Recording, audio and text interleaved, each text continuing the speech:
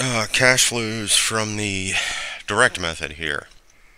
And we got a sample problem here. Accounting records of four season parts has the following: payment of salaries, wages, net income, so on and so forth. It's here. So we want to compute cash flows from operating activities using the direct method for the year ended December 31st, 2018. Now, I'm going to go through how we figure it with the information that's given here, and then we'll talk about uh, a little bit in a sense about how we calculate these things if we don't have everything laid out in a nice, pretty format like we have here. So, first off, we've got to remember that when we look at the differences between direct and indirect cash flows, no matter which method we're using, it really affects what we have from operating activities. So, if we're looking at that and we have cash flows from operating activities, the first thing we have to think about is what kind of cash came in. So we're looking at cash receipts. And with cash receipts, what we have to think about, a couple things here, are what we got from customers or collections in this case. And what we're looking at here, we can see that's laid out already for us. We have collections from customers, 116,000. So for collections from customers, we would have 116,000. And another thing that we have here that we need to think of are collection. We have dividend revenue. We have collection of dividend revenue. This is a cash flow for us. So we have collections from dividends, and that's 5,000. And if it were appropriate here, we may see in an instance cash from interest revenue. We don't have any listed here, so that's not applicable for us. So the only things we have to worry about at this point are collections from customers and collections from dividends, and these total $121,000. Now, that's what came in. So we have to think on the other side, cash receipts, what we received. We have also cash payments, what we paid out. And in cash payments, what we've got to think of in this sense is, well, what did we pay out to who? And we may have payments to suppliers, other operating expenses, employees, interest expense, income tax expense, those things. So we need to look down through and see, well, what did we pay out to from a cash basis? And the first thing we see, if we can go down here, is payments of salaries and wages, and this would be cash payments to employees. So we would have payments, and we don't need to put that, we've got cash payments above. We can have to employees, and that's 34,000.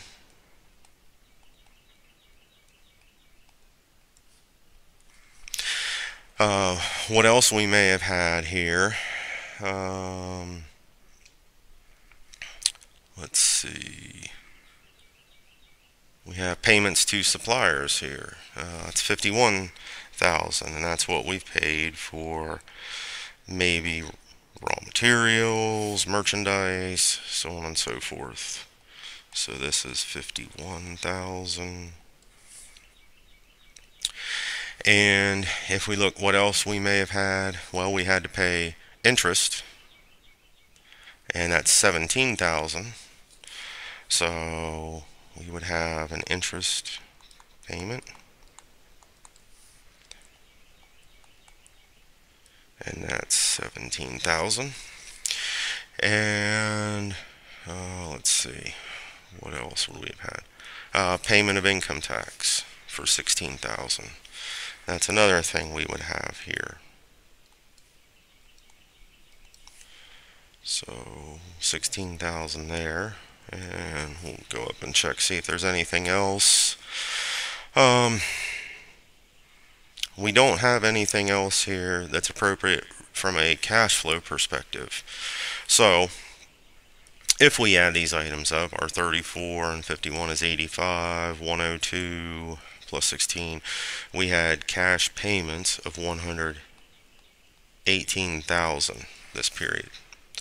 So if we take the difference and we subtract our cash payments from cash receipts, we will get net cash from operating activities.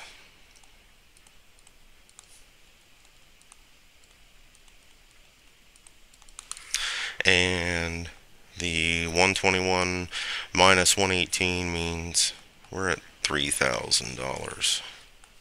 So that's the net cash we received from operating activities. Now, although this is a basic example, a couple things I would like to talk about here is if we don't have everything laid out in this nice pretty format where it's all calculated for us, then we may have to calculate on our own. And if we do have to calculate some of these cash flows for ourselves, there's a few things that we need to know, or we need to figure out how to do here. So if we're looking at cash from customers or collections from customers, well, we calculate that by taking our net sales revenue and we add beginning accounts receivable and we subtract ending.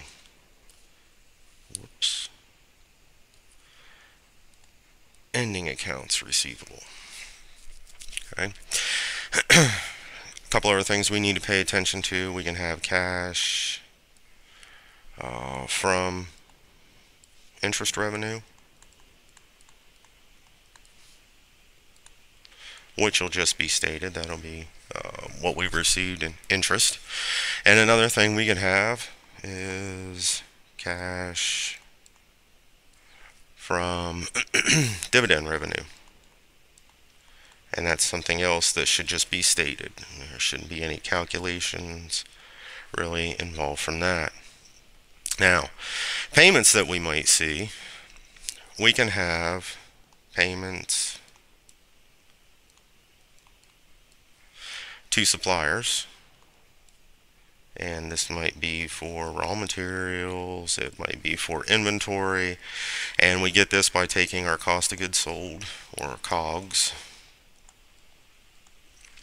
And what we would do with that is add our beginning merchandise inventory and subtract our ending merchandise inventory. We can have payments for other operating expenses, payments for other operating expenses, and we get that.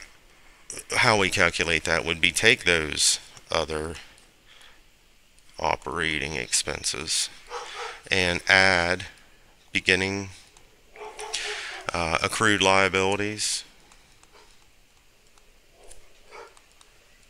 and subtract our ending. Keep wanting to write English. Ending accrued liabilities.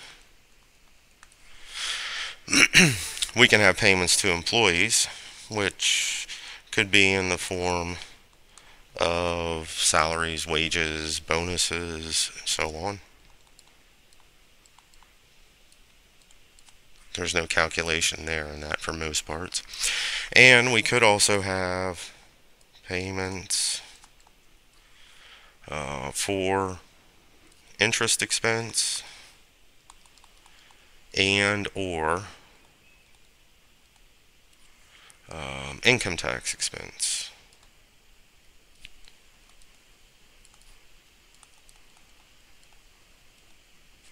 So in the direct method, we have calculations we may have to do depending on how the data is presented to us.